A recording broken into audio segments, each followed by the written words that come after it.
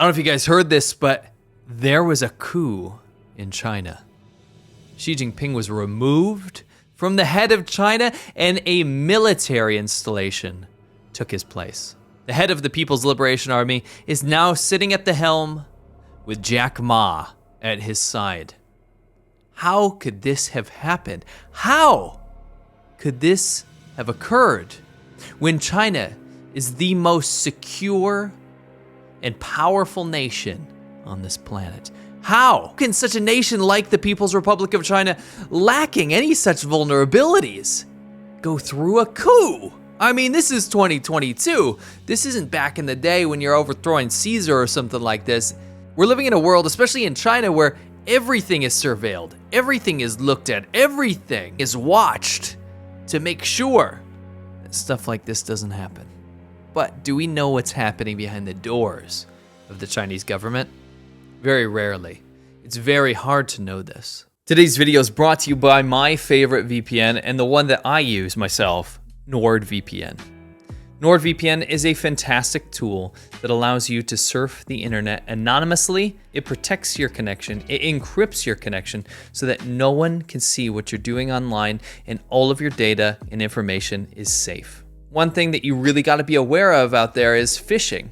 Phishing is when you'll get a very suspicious or weird link, sometimes disguised as a link that looks totally safe. And when you click it, it compromises your data and information.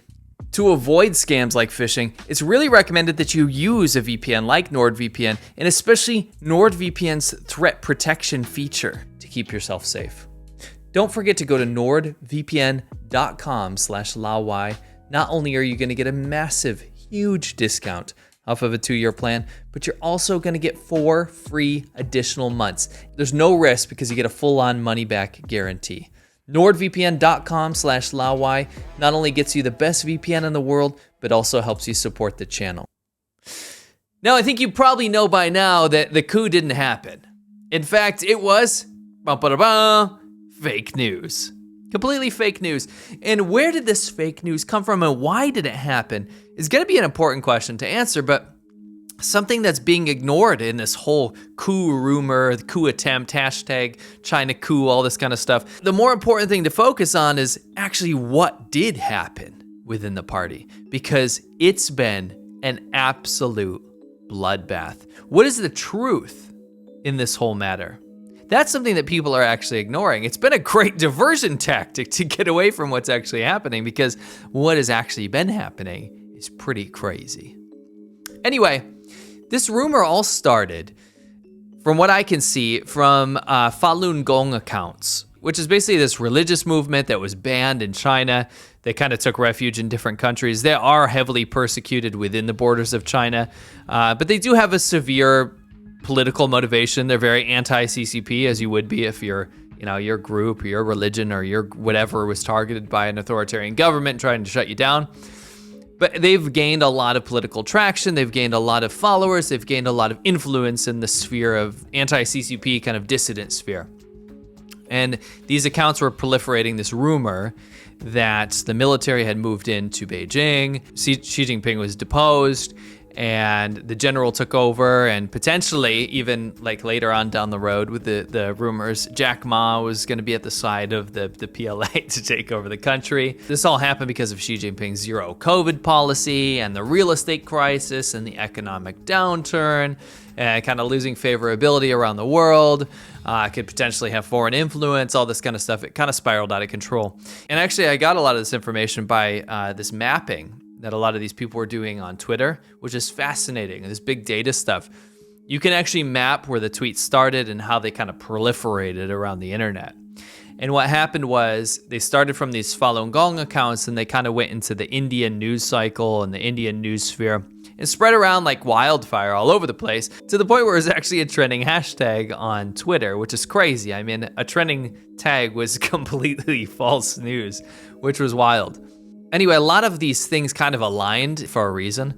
First of all, Xi Jinping went abroad for the first time in forever. He went to Kazakhstan, and people would always speculate that, hey, when the leader leaves China, it always leaves some sort of power vacuum. It leaves an attempt that people could take over. His best security apparatus will be with him, so that'll be the time where people that don't like him within the party would try to kind of claim the throne. So that was the first point that was really easy to latch on to.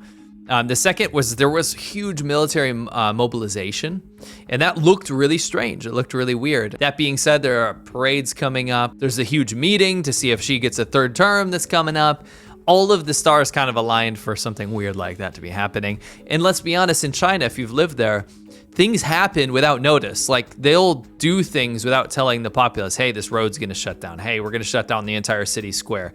Hey, something big's gonna happen, so we're gonna make sure that the internet turns off. They do wild things without affording that privilege or luxury of their populace to know. So that kind of stuff happens quite often. They shut down a lot of flights in the area. All of these things kind of allowed these rumors to proliferate. And it's not the first time that these anti-CCP type accounts run with crazy news, because it gets clicks, and China's in the zeitgeist right now. China's in the forefront of the media a lot of the times.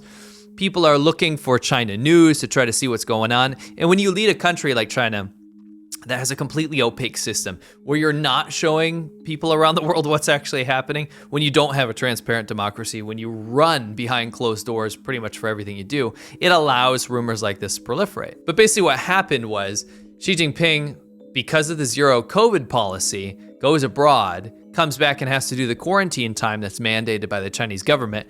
Otherwise, if he shows himself in public before then, people are gonna be like, why are we following quarantine protocol if our leader's not even doing that? So in that time, it's kind of like she's like, I'm gonna work from home today, while I'm doing my quarantine, and the whole rest of the world's like, she is placed under house arrest. It gets out of control. And you can see why we don't jump on things that we can't speak about from personal experience. And if we do talk about something, it's because of personal experience or because of what we understand about China that we can commentate on. So when there's huge rumors that go around like this and go through all these pretty high profile accounts and then sprinkled down to the lower profile accounts, we don't touch that kind of stuff because it's not true. You have to prove it to be true. If there's things like graphs and economic downturn and people selling properties and real estate collapses and demographic crisis, things that can be proven through data or proven through eyewitness accounts, it's a different story. But when things are just made up and then it kind of goes into a snowball effect and gets out of control, it's pretty obvious how it starts, how it continues, and why it's not true. If you're following the rumors or any of this news that was coming out, you would think that the power shift was kind of going against Xi Jinping. Even if there was just rumors of a coup, even if there was just rumors that there was a lot of turmoil going on within the party, it would kind of insinuate that he's losing favor within the party and that the rival factions are taking over. And if you look at the proof, if you look actually at what happened, or if you read Chinese media, you would understand that it's the exact opposite that happened. There was a massive bloodbath, an absolute purge of rival people within the party that were removed, arrested, or even tried with the death penalty. And that's because there's an even stronger consolidation of power going on. Xi Jinping is consolidating party amongst the cadres that support him and getting rid of anyone, especially before the 20th National Congress of the Chinese Communist Party. You're in a position where you need to make sure that there is no one at your throat and there's no one that's going to stifle your ability to kind of get that third term. Something that hasn't happened, by the way, since Chairman Mao Zedong. In this huge bloodbath or this purge, Xi Jinping was removing people left and right. If you look at the news, you had one day after the next day after the next day where they were taking people, chucking them in jail for bribery, abuse of power, illegal firearm possession, stock market manipulation. And it's all this kind of stuff that was already well known. It's not like any of this stuff was a secret. But finally, Xi Jinping's yes men had the leverage to go after all these people, to go after all of these people in the party that could potentially stifle the process of Xi Jinping getting a third term. Anyway, what I wanted to say was, oftentimes when there is a massive rumor or fake news or something like this going around, you can look at reasons around why it might have happened. You could also look at this and see who and why this could have benefited. If you think about it like this, anybody that ran with this news, because it was big, it was huge, this coup attempt news, If you ran with this news, what you would see is the people coming out of the woodworks to kind of either celebrate this or signal boost this, or people in China, most importantly to the Chinese government, who would run with this news or kind of share this news with positivity. Because if you had people like that, especially people within, some positions of leadership in government, it's kind of like separating the wheat from the chaff. You can look at the people that are untrustworthy and you can put a label on them, or you can mark them for later disposal in a way by seeing who's actually loyal to you. Now, at the end of the day, there's a very important lesson to learn from this, and that's act reliably. Don't be the person that goes around and spreads fake information when it's based off of nothing. At least have something to base it on. Because what it does at the end of the day is it really limits credibility. It could be a huge PR win for authoritarian governments like China to see something like this proliferate through the world, because when it turns out not to be true, you fragmented the trust in the institutions or the people that have been fighting against that in the beginning. So if you have, for example, a media source that's very anti-CCP and a lot of people trust that, and then you've been wrong about this whole China coup thing, what's it gonna do? Well, it's gonna fragment people's trust in you.